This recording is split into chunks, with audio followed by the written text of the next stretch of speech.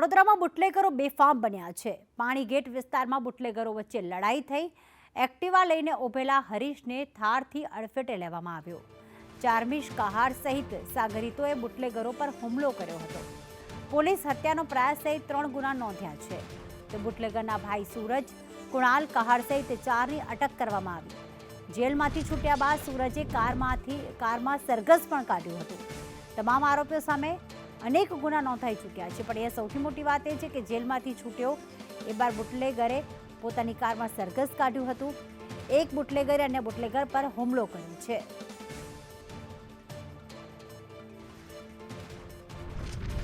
તો વડોદરામાં બુટલેગર બેફામ બન્યા છે। એક બુટલેગર થારમાં સવાર, બીજો બુટલેગર બાઇક પર ઊભો હતો, જેનું નામ હરીશ હતું।